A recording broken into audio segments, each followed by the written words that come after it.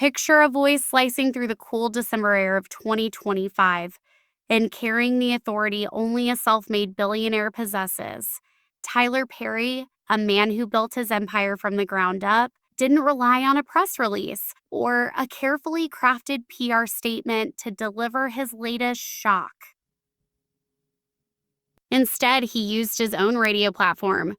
His message was brief, direct, and sent ripples through the palm-lined streets of Montecito. "Oh, Harry, Meghan, you owe me a significant amount of money." Reports say his voice lacked its usual warmth. "Oh, that loan for your mansion. If it's not repaid within 30 days, I'll be forced to take legal action."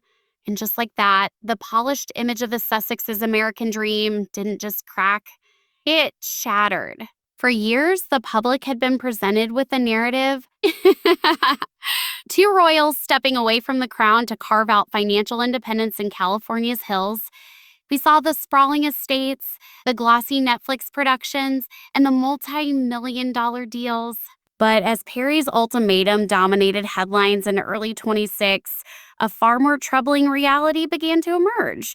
It appears that independence may have been more illusion than reality, a fragile structure supported by the generosity of powerful Hollywood figures who are now, one by one, coming to collect. That 30-day countdown isn't just gossip.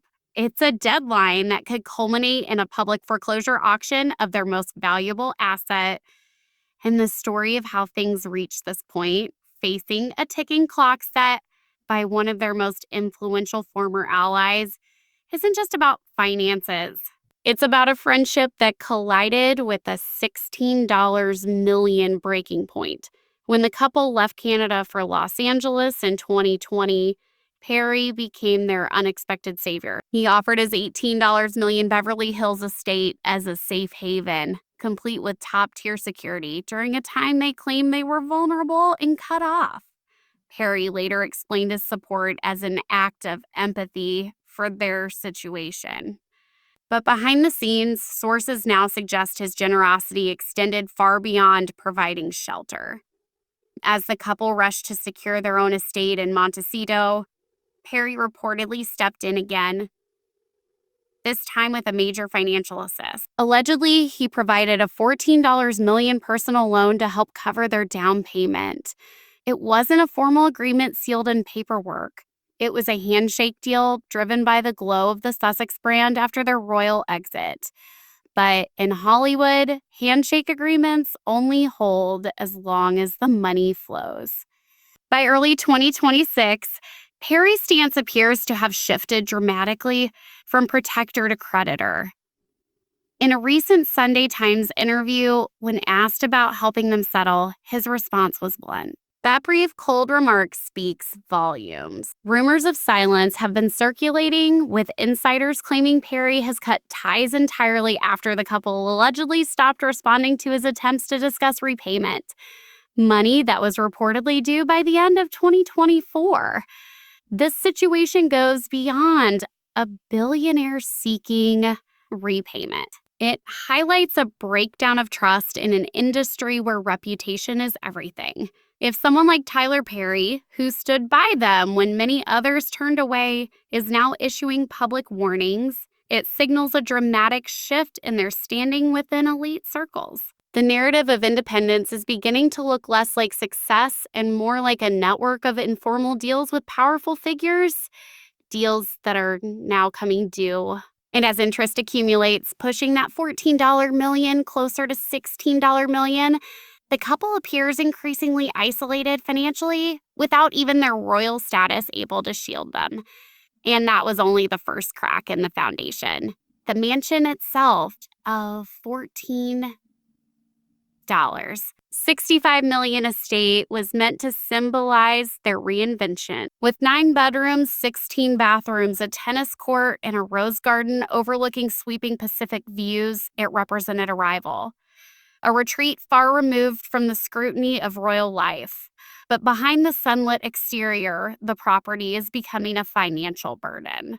Records indicate a $9.5 million mortgage, But that's only part of the picture. Annual property taxes in Montecito exceed $200,000. Add to that the cost of maintaining private security, especially after losing publicly funded protection, and the yearly expense reportedly climbs to nearly $3 million. That's an enormous cash demand just to sustain their lifestyle. Local residents haven't stayed silent either. Some neighbors who have allegedly nicknamed them the Montecito Meat Girls or Neighbors from Hell have expressed frustration over disturbances. Yet the bigger strain appears to be internal. Financial analysts are now labeling the mansion a problematic asset, pointing to its high maintenance costs, exposure to natural disaster risks, and sheer scale. Once owned by Russian billionaire Sergei Grishin, the estate was seen as a bold entry into luxury American real estate. Now, in 2026, it's starting to resemble a debt-driven gamble. With rising interest rates and shrinking income streams, the looming question isn't just how they'll repay Tyler Perry, it's how they'll prevent the mansion from being sold at auction. If refinancing options remain out of reach, especially with financial red flags appearing elsewhere, the very home they fought to secure could ultimately become their downfall. The pressure is mounting, and whispers across Montecito are already turning toward one question: who might take over the property next? While the mansion continues to drain resources, the Sussexes' professional engine, Archwell, is dealing with a crisis of its own. Toward the end of 2025, the organization quietly rebranded itself as Archewell Philanthropies. But the name change hasn't done much to ease growing scrutiny. Back in May 2024, California's Attorney General issued a delinquency notice after the foundation failed to pay required fees and submit key documents. Their team brushed it off as a simple case of a misplaced check, but regulators didn't move on so easily. Oversight has only intensified since then. Charity Watch recently handed the organization a rating that many interpret as a warning sign. Pointing to transparency concerns and referencing an audit the group claims exists but hasn't made public. And the financial figures from 2024 and 2025 raise even more questions.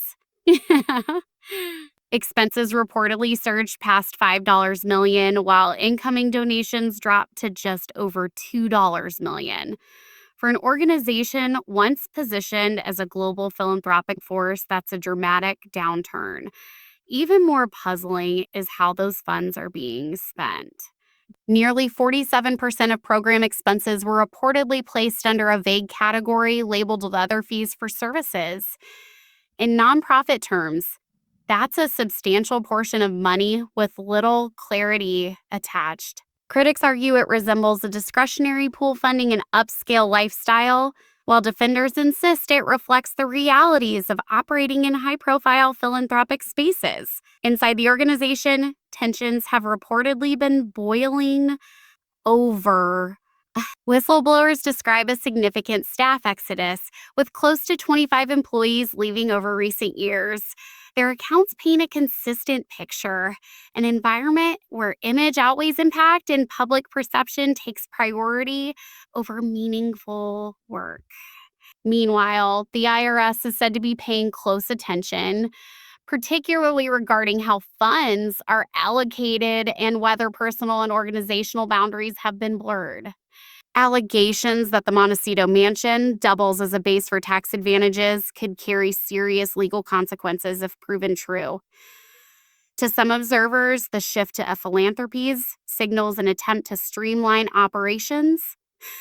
To others, it looks like a last-ditch effort to mask financial strain before the 2026 audits arrive.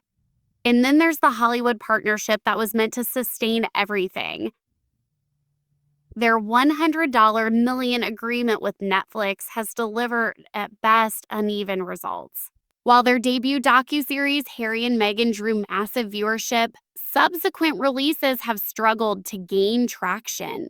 Titles like With Love, Meghan and Heart of Invictus reportedly failed to break into the top 300 rankings in early 2025. In the entertainment industry, success is only as strong as your latest project. And recently, the Sussexes haven't delivered a hit. Prominent figures like Bill Simmons have publicly labeled them grifters, a reputation that has proven difficult to shake and has made other studios hesitant to commit to major deals. By March 2026, Netflix executives publicly denied rumors of a breakdown in the partnership. But behind the scenes, insiders describe growing friction and communication issues. With the contract nearing its expiration, what once seemed like a guaranteed renewal is now anything but certain. Reports suggest that without a major success soon, Netflix could choose to walk away entirely. The dilemma is clear. The audience appears most interested in one thing: royal drama. The very narrative the couple has tried to distance themselves from. It's a classic catch-22. They need the revenue that compelling content generates, but each story risks further straining ties with the royal family, the same connection that underpins their global relevance. Meghan's lifestyle venture, intended to anchor her rebranding, has encountered its own set of challenges. The As Ever label, previously known as American Riviera Orchard, debuted with a muted, Pinterest-inspired aesthetic that critics dismissed as uninspired or overly basic. Although the initial launch, featuring raspberry jam and wildflower honey, sold out quickly, skeptics argue the limited quantities were a deliberate scarcity tactic designed to create hype rather than reflect true demand. But hype alone won't cover multi-million-dollar debts. If the Netflix platform fails to transform As Ever into a major retail success, the couple risks losing their primary income stream for 2026, leaving them increasingly vulnerable as financial pressures build. The shift from American Riviera Orchard to As Ever, stylized simply as Ever in early 2025, wasn't just branding. It was necessity. The original name faced immediate trademark complications, with the USPTO rejecting applications multiple times due to inconsistencies and geographic conflicts. After all, claiming a regional nickname like Santa Barbara as a global brand wasn't going to pass without resistance. Meghan explained the rebrand as a desire to move beyond something tied strictly to local produce, opting instead for a name she had quietly secured back in 2022. As Ever is meant to reflect her personal passions: food, gardening, and hosting, but its pricing has drawn scrutiny. Products reportedly range from $13 jars of jam to $21 honey. One restaurant owner described the pricing as excessive, aimed more at elite consumers than the broader audience the Sussexes often say they represent. It highlights a deeper contradiction between messaging centered on accessibility and equality and a brand built around $42 curated gift boxes. Still, despite the criticism, As Ever stands as Meghan's defining gamble for 2026. She's hinted at partnerships with high-end floral brands, along with expansions into meditation products and even hospitality ventures. But in an already saturated market led by established lifestyle authorities, As Ever is struggling to demonstrate that it's anything more than a personal passion project. If it fails to grow, it simply becomes another line item, an added expense on a balance sheet already under heavy strain. The curated pantry may look flawless on Instagram, but it's worlds apart from the billion-dollar empire of someone like Tyler Perry, who, at this point, is still waiting to be repaid. As financial tension builds, a new theory has begun circulating among royal observers, what some are calling the 2026 victim arc.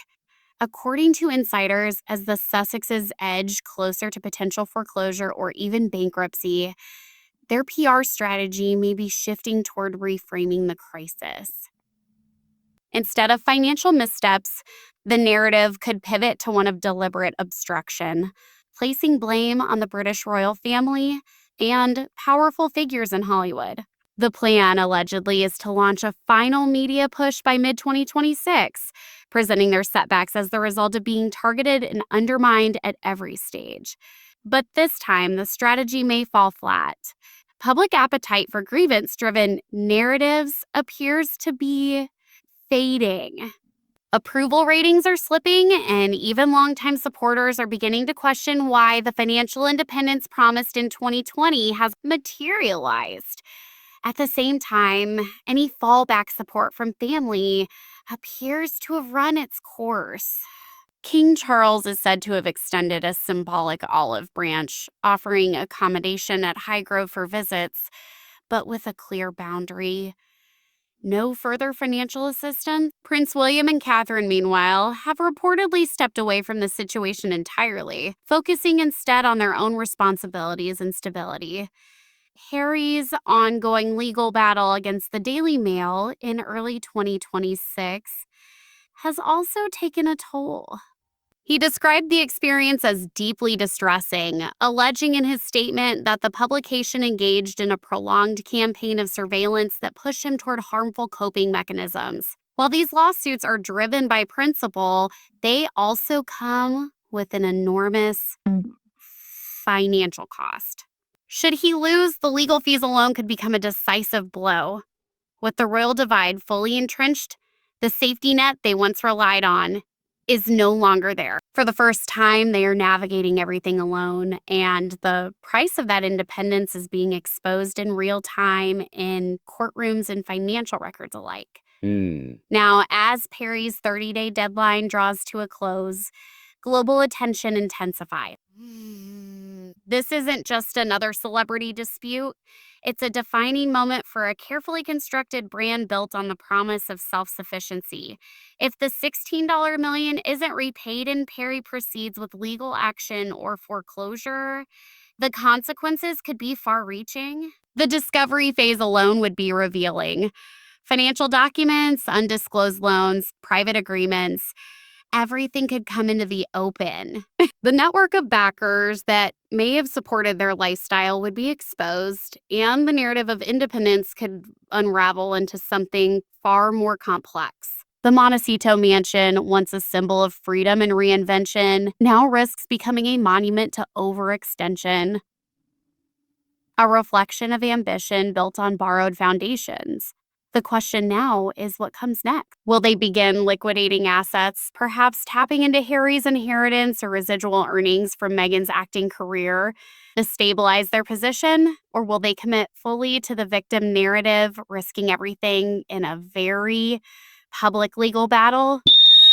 From afar, the royal family appears to be watching quietly, prioritizing the institution over those who chose to step away. As media outlets label 2026 a year of reckoning, the Sussexes' future has rarely seemed more uncertain. Debt, much like hidden truth, eventually demands resolution.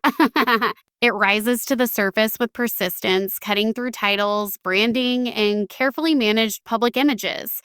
And as Perry's deadline ticks down, the silence from Montecito feels heavy, like the calm before a storm that could reshape everything. The story that was once told was about building a new life. Then there's the Suits effect.